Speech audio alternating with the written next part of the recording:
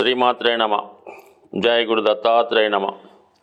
ఈ వీడియోలో మనం మిథున రాశి వారికి ఫిబ్రవరి 1వ తారీఖు నుంచి 15వ తారీఖు మధ్యలో జరగబోయే పక్షఫలాలు తెలుసుకుందాం. మిథున రాశి వారికి ఈ రాబోయే 15 రోజుల్లో ఉద్యోగ విజయ అవకాశాలు ఎక్కువగా కనబడుతున్నాయి. అంటే రాశి అందే సంచరిస్తున్నటువంటి కుజ భగవానుడు జాతకుడిలో నూతన ఉత్సాహాన్ని కలిగించే ప్రయత్నం చేస్తూ ఉంటాడు. ఇది క్రీడా రంగంలో ఉన్నవారికి, అలాగే పోలీస్ డిపార్ట్మెంట్లో ఉన్నవారికి, ఏదైనా కాంపిటేటివ్తో కూడుకున్నటువంటి ఎగ్జామ్స్లో పాస్ అవ్వడం కానీ, అటువంటి పరీక్షల్లో నెగ్గడం, అలాగే ముఖ్యంగా ఏదైనా లిటిగేషన్లు, కోర్టు సమస్యల నుంచి బయటపడే అవకాశం ఉంది.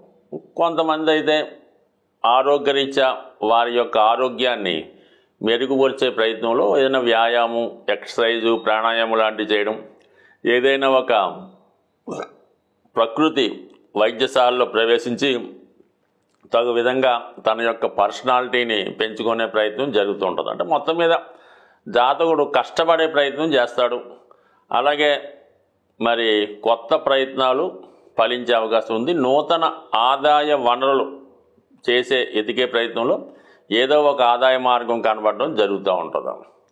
ఇక ముఖ్యంగా భూములు, స్థిరాస్తులపై ఉన్నటువంటి సమస్యలు చాలా వరకు పరిష్కారం అయ్యే అవకాశం ఉంది. బట్ ఏదైనా జాతకుడు ఏదైనా పని అనుకుంటే అది తొందరగా పూర్తి చేసి దాన్ని వెంబటనే కంప్లీట్ చేద్దాం అనుకుంటాడు. ఏమాత్రం ఆలస్యాన్ని సహించలేకపోతూ ఉంటాడు. ఇక రాష్ట్రాధిపతిగా ఉన్నటువంటి బుధుడు రవితో కలిసి అష్టమ స్థాన సంచారం అనేది జాతకుడికి పరిశోధనా జ్ఞానం పెరిగే అవకాశం ఉంటుంది. చాలా కొత్త విషయాలు తెలుసుకునే ప్రయత్నం చేస్తాడు. అలాగే ధనాన్ని సంపాదించే ప్రయత్నంలో ఏదైనా కొత్త విషయాన్ని తెలుసుకోవడం, తెలిసిన విషయాన్ని 10 మందికి వెల్లడి చేసి చెప్పే ప్రయత్నం జరుగుతూ ఉంటుంది. మొత్తం మీద ఏదైనా నిగూఢంగా ఉన్నటువంటి రహస్యాలు తెలుసుకునే ప్రయత్నం జరుగుతుంది. తన యొక్క సామర్థ్యాన్ని పెంచుకునే ప్రయత్నం చేస్తాడు. రహస్యంగా ఉన్న విషయాలు తెలుసుకునే ప్రయత్నం జరుగుతూ ఉంటుంది.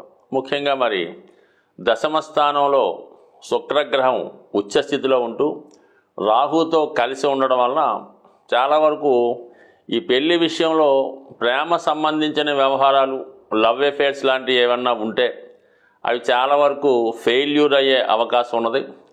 ఇదే సమయంలో కొత్త వారితో పరిచయం అయ్యే అవకాశం ఉంది.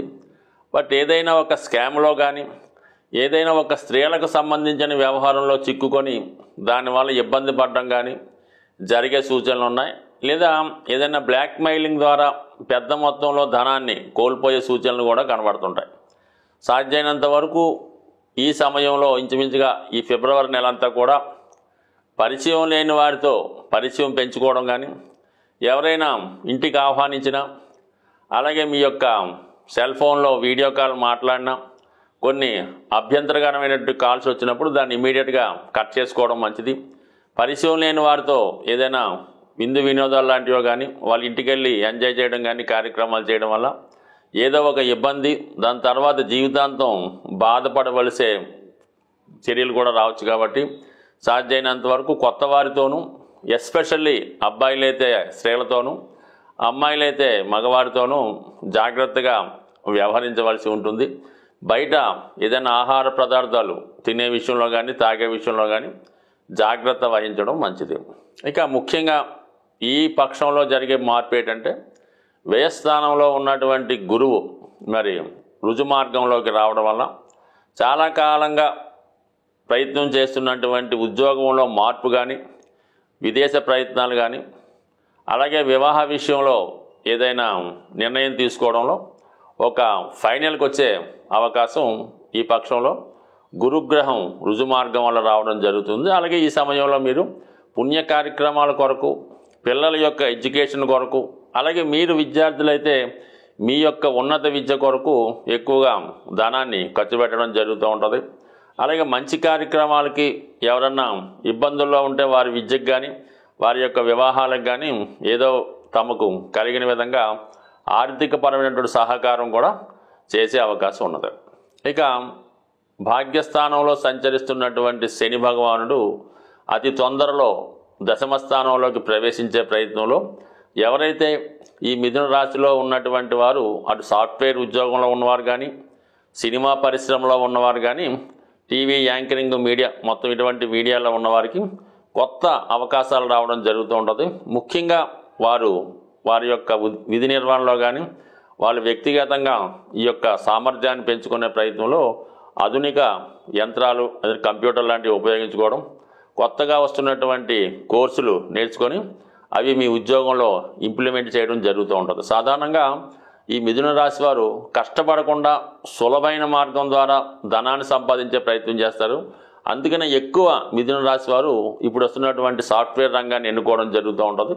కొంతమంది మీడియేటర్గా ఉండి ఏమాత్రం కష్టపడకుండా కేవలం చిన్న చిన్న మార్పుల ద్వారా అనేక ధనాన్ని సంపాదిస్తూ ఉంటారు. అటువంటి వారికి అతి తొందరలో ఈ శని రాహుల కలయిక మరి సాధారణ స్థాయి నుంచి ఉన్నత స్థాయికి తీసుకెళ్లే విధంగా ఈ గ్రహస్థితి కనబడుతూ ఉంది. అలాగే చాలా వరకు విదేశ వ్యవహారాలు కలిసి వస్తాయి. యాక్చువల్గా చెప్తున్నట్టే మరి ఇంకా మీకు 4-5 నెలలు మాత్రమే టైం ఉంటుంది. ఏదైనా కొత్త గృహం కొనుక్కునే ప్రయత్నం చేస్తే మీరు మే నెలలోపు కొనుక్కుంటే చాలా వరకు మీకు అనుకూలించే అవకాశం ఉంది. దానికి తగినటువంటి ధనం కూడా ప్రస్తుతం మీరు సేకరించే ప్రయత్నంలో అటు కుజగ్రహ అనుగ్రహం, కేతుగ్రహ అనుగ్రహం సొంత గృహ నిర్మాణానికి అనుకూలమైనటువంటి స్థితి కనబడుతుంది. సాధారణంగా జాతకంలో గ్రహాలు పెడుతున్నటువంటి ఇబ్బందుల నుంచి బయటపడాలంటే సూర్య భగవానుణ్ణి ఆరాధించవలసి ఉంటుంది. అంటే ప్రతినిత్యం సూర్య నమస్కారం చేసుకోవడం, అలాగే ఆదిత్య హృదయం లాంటివి చదువుకోవడం కామన్గా చేస్తున్నప్పుడు కూడా చాలామందికి ఇవి కుదరనప్పుడు సూర్యునికి సంబంధించినటువంటి అత్యంత విశేషమైనటువంటి రోజు రథసప్తమి. అంటే సూర్యుడు తన యొక్క రథాల వేగాన్ని పెంచుతూ అక్కడి నుంచి ఈ ఎండల యొక్క తీవ్రత పెరగడం జరుగుతూ ఉంటుంది. అంటే ఫిబ్రవరి 4వ తారీఖున వస్తున్నటువంటి రథసప్తమి రోజు విధి విధానంగా వారి యొక్క ప్రాంతీయ ఆచారాలను బట్టి సూర్య భగవానుడికి పూజ చేసుకోవడం జరుగుతూ ఉంటుంది. అంటే సూర్య భగవానుడికి ఏంటంటే పాయసం నైవేద్యంగా పెట్టడం జరుగుతూ ఉంటుంది. అంటే పురాణాలు చెప్పిన ప్రకారం సూర్య భగవానుడికి దంతాలు పళ్ళు సరిగ్గా ఉండవు కాబట్టి మెత్తని పదార్థాలు నైవేద్యంగా పెట్టవలసి ఉంటుంది. మరి ఆ రోజు సూర్యుని దిక్కు అంటే సూర్యుడు ఉదయించే దిక్కులో ఈ ఆవు పేడతో చేసినటువంటి పిడకలు సేకరించి దాంట్లో రాజేసి దానిపైన ఒక రాగి పాత్రలో కానీ స్టీల్ పాత్ర కాకుండా వేరే పాత్రలో కొత్త దాంట్లో వీలైతే మరి ఆవు పాలలో మరి కొత్త బియ్యం పోసి పాయసం అక్కడ తయారు చేసి ఆ పాయసాన్ని మనకి సూర్యభగవానుడికి నైవేద్యంగా పెట్టడం.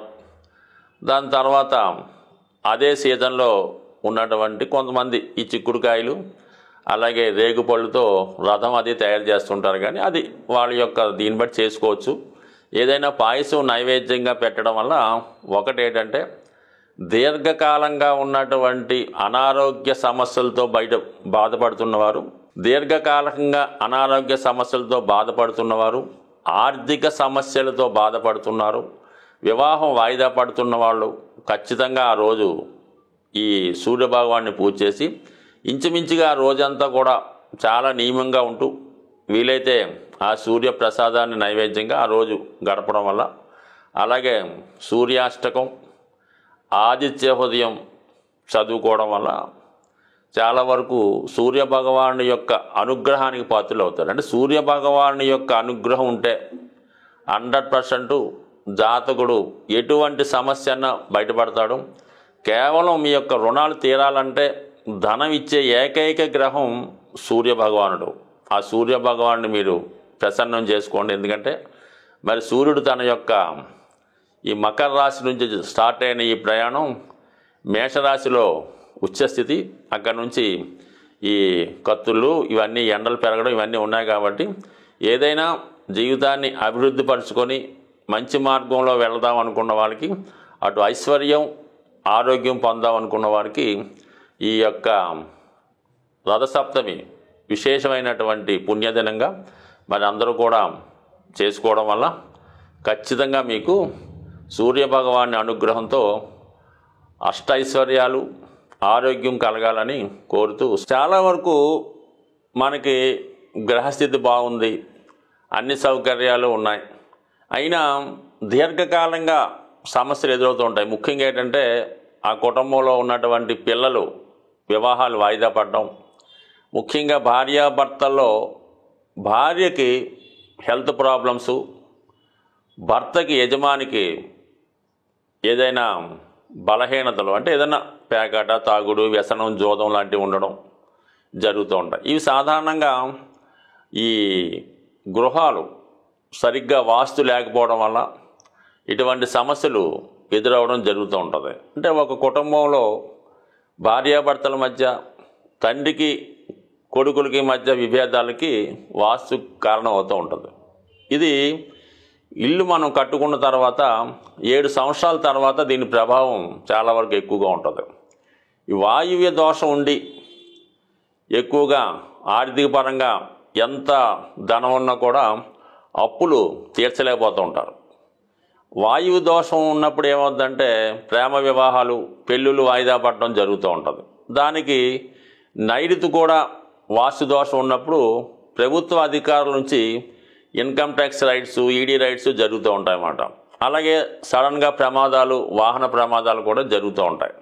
సో అందువల్ల ఏంటంటే చాలా కాలంగా దీర్ఘకాలికంగా సమస్యలతో ఇబ్బంది పడుతున్నవారు, మరి గోచారంతో పాటు మీరు గృహ వాస్తును కూడా సరి చేసుకోవడం వల్ల ఏమవుతుందంటే చాలా వరకు చిన్న చిన్న సరిదిద్దులు కూడా ఉంటాయి. అవి సరి చేసుకోవడం వల్ల చాలా వరకు సమస్యలు సాల్వ్ అయ్యే అవకాశం ఉంటుంది. కాబట్టి జీవితంలో ఎవరైతే బాగుపడాలి, మనం స్థిరపడాలి, కుటుంబం అంతా బాగుండాలనుకున్న వాళ్ళు ఒక్కసారి మీ యొక్క వాస్తును కూడా మీరు గమనించి, ఎందుకంటే ప్రతి ఒక్కరికి కూడా కొంత నాలెడ్జ్ ఉంటుంది కాబట్టి దాన్ని గమనించి మరి అనుభవజ్ఞమైనటువంటి వాస్తు సిద్ధాంతుల్ని సంప్రదిస్తే కంపల్సరిగా మీ యొక్క దీర్ఘకాలిక సమస్యలు పరిష్కారం అయ్యే అవకాశం ఉంది. స్వస్తి.